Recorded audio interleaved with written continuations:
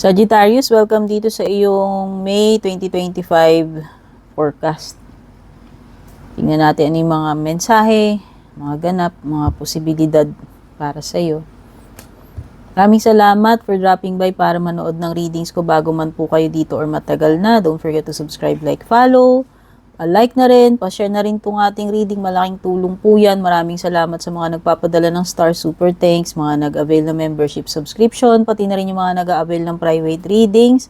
Speaking of private readings, tingnan nyo na lang yung mga nakasulat sa description kung interesado kayo mag-inquire or mag-book.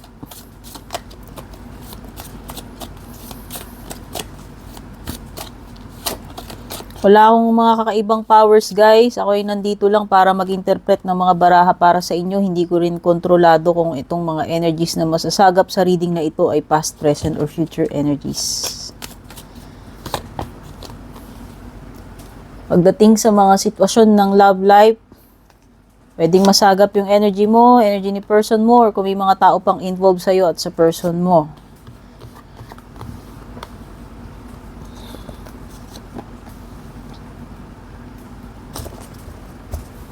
Ang cute nito. Ngayon ko lang uli nakita yan. Uy, kaso.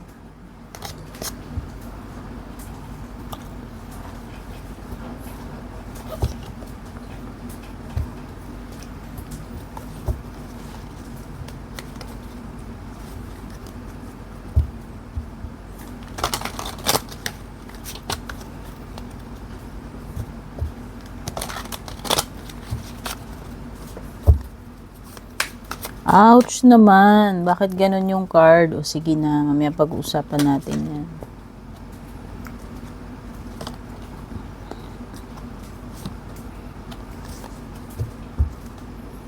Okay, mga signs na na-pick up ng cards dito, may kaugnayan man ito sa sitwasyon ninyo o wala, o sa mga paparating ay merong Capricorn, may Sagittarius, pwede ring may Water, Cancer, Scorpio, Pisces. Sorry naman. Yes, pwedeng may Water, pwedeng may Earth, Taurus, Virgo, Capricorn. Pwede ring may Fire, Aries, Leo, Sagittarius.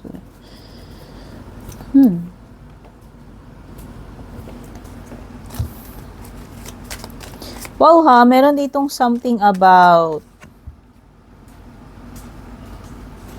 malaking bahay or bongga. Medyo magarbong bahay. Or magarbong celebration. Parang may celebration around the corner.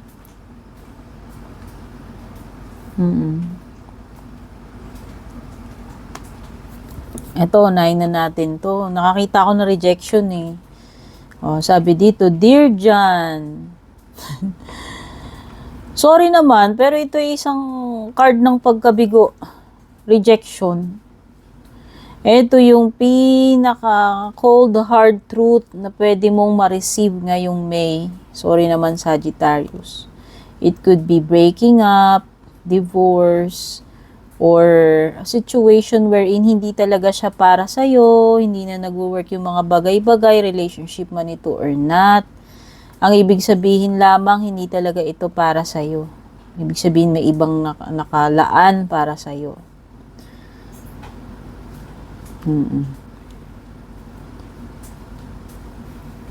Kumbaga, talampakan na, prangkahan na, pero this is rejection. No? Kumbaga, sa panliligaw, busted. Yun. I-apply mo yan, hindi lang yan sa love life, ha? Wow, the situation is in a state of flux. Anything could happen, Sagittarius. At any moment, pwedeng magbago. Lahat. Pwedeng, andyan yung walang imposible. Andyan yung mga hindi mo inaasahang mga pangyayari na siguro maging ready ka kasi parang expect mo anytime may mangyayari. Expect mo lahat posible. Or pwedeng kung titignan natin yan positively, this is a magical moment na alam mo yun, pwede mong mabago yung sitwasyon mo. O, kasi walang imposible, oh. Anything could happen. Positive, negative man yung sinasabi dito. Parang andun yung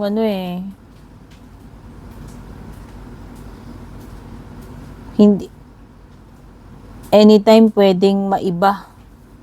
Maiba yung maiba yung kalagayan mo. Okay? May mga changes. Expect mo na tong changes na to. Unexpected changes. White rabbit. Oh, this is following kung ano itong bagay na to na nakikurious ka eh. Diba? Sabi nila yung sa Alice in Wonderland, yung white rabbit na sinusundan.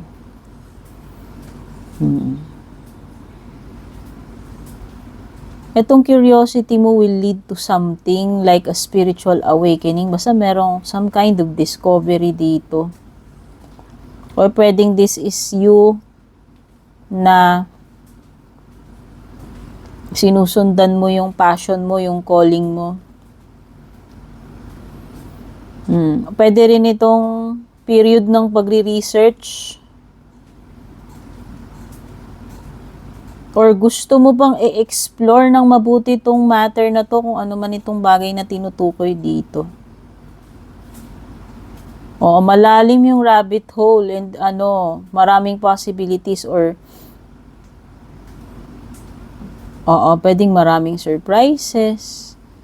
Pwede kang mahulog dun sa malalim na yan, ibig sabihin.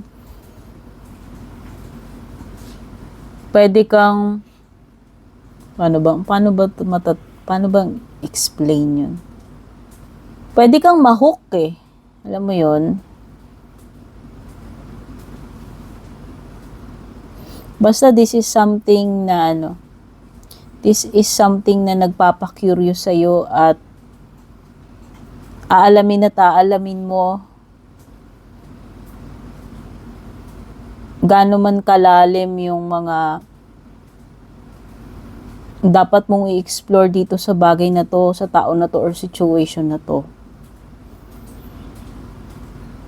Susundan mo yung curiosity mo eh. Kumbaga hindi mo mapipigilan. Alam mo yun?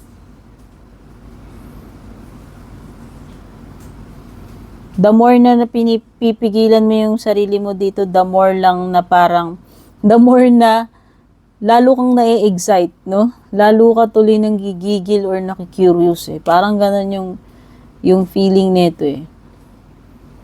It's more on parang alam mo yung nakaka-addict na dating ba? Parang ganun. The more na namamagnet ka tuloy, no?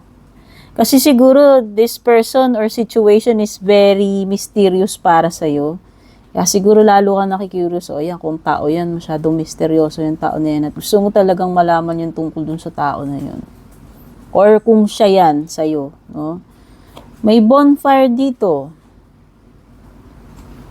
Pagtitipon-tipon nga yung una ko naisip. There is gathering of some sort. Ayan, kasi parang may mga tao dito, may celebration, may okasyon. Basta may gathering eh. Ayan, dito rin sa bonfire mo may pagtitipon-tipon. Ayan, andyan yung mga like-minded people, your tribe, you're sharing ideas. Pwede rin namang socializing lang, kahit naman hindi naman ganun ka seryoso. Wow! There is something here about orgasm. Passion, spark. So kung ito ay pagtatagpo with the opposite sex, no, alam na umiinit, nagiging intense ang mga eksena dito. Andyan yung magkakaroon ng spark sa inyo nitong tao na to. Maano kayo eh,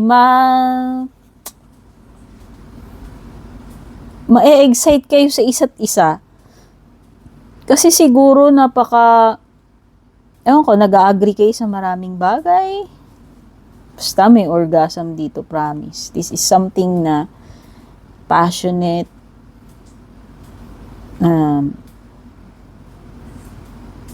ano yun, nagbabaga, nag-i-spark eh. Merong intense na connection or bonding yan. So, pwedeng may maganap, alam na. Pero pwedeng ito energy ng gathering, reunion, celebration, socializing, or marriage, no? Kung meron mang mga ikakasal dyan, ikaw man yan, or family member, or friends. Hindi talaga para sa'yo, dear, oh. Itong Dear John, 9 of Cups reverse. Sorry naman, pero huwag tayong ma-discourage, malungkot kung hindi natin nakuha yung gusto natin, Sagittarius, kasi maliwanag yun na hindi talaga yung para sa'yo at may mas maganda, mas better na nakalaan para sa'yo. Kasi meron something dito na hindi mo makukuha, hindi matutupad with the Dear John at saka dito sa 9 of Cups. Hindi talaga siya hindi siya tugma sa'yo, hindi talaga siya para sa'yo, hindi siya mag-work, alam mo yun, hindi mo siya makukuha, no? Pero that's okay, ibig sabihin, clearly it's not for you.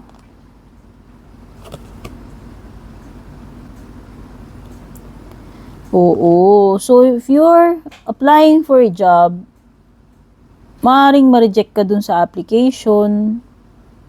Hindi ka matuloy. Halimbawa, kung ano man tong gusto mong gawin, pag-alis man to, pag-a-apply, pag-a-abroad, or it could be na related din sa relationship, like may nililigawan ka, may nagugustuhan ka.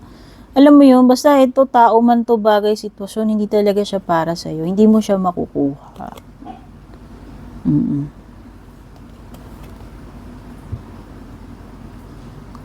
And when it comes to kaperahan hindi maganda kasi baliktad yung King of Coins mo. So, pwedeng hindi ganun ka-stable when it comes to financial or sa trabaho. Kasi nga meron something dito na hindi mo ma-achieve, hindi mo makukuha, or a rejection sa isang application. Wala talaga, bad news No luck yet. Yun na nakikita ko. Naghihintay ka ng call, ng email, ng confirmation, kung matatanggap ka ba doon o makukuha mo yun, kung darating ba yun, kung mangyayari. It's a no. Sabi nga nila, rejection is God's protection. Kaya wag kang magtampo kung bawa ma-reject ka dyan. No? Hindi yan para sa'yo. Yun lang yun. Meron mas better na para sa'yo. Okay?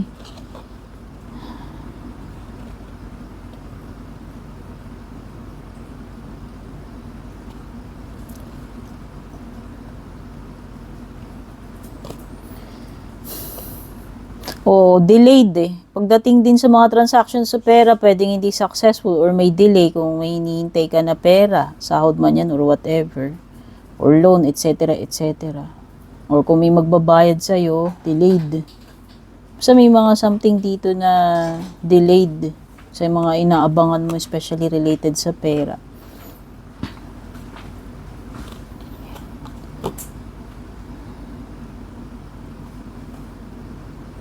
Okay, itong May, nakikita ko, this is a time na dapat magbawas ka ng load mo. Pwedeng nasusobrahan ka about something o nahihirapan ka na dito. Siguro kailangan mong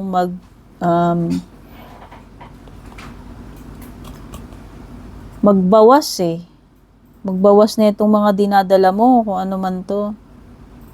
Pag mabigat na pag pagod na matutong magpahinga. Pag hindi kaya magsabi, huwag ipilit. Rest. Pero kung ito ay mga obligasyon,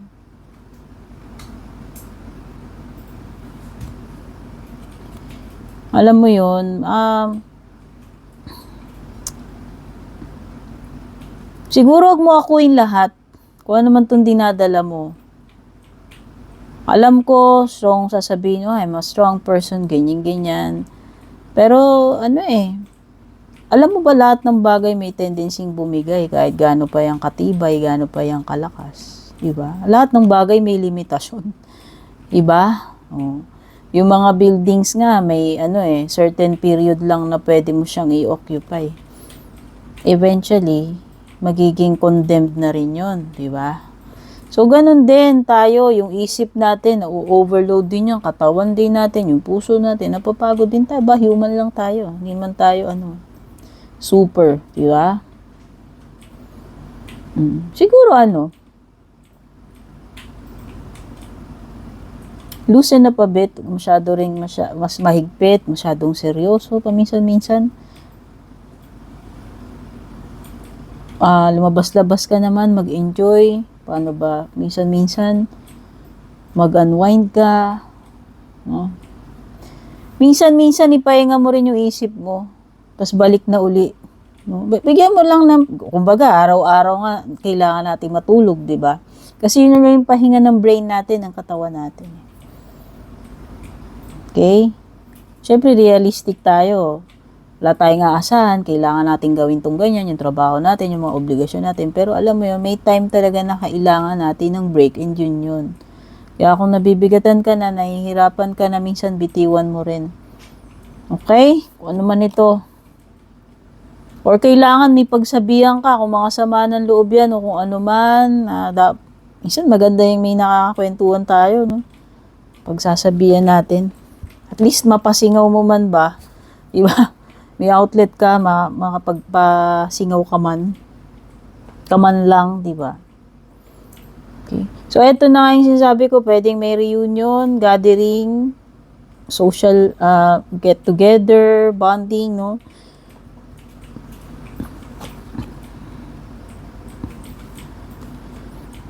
Ngayong May siguro, ayan, may mga aatenan kang mga ganito-ganito.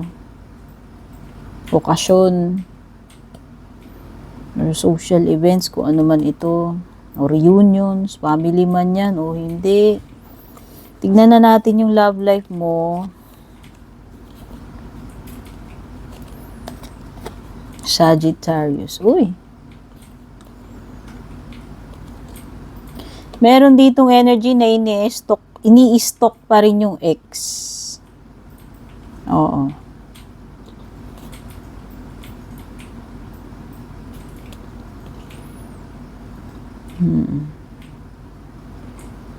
Andun pa rin sa friend list yung ex.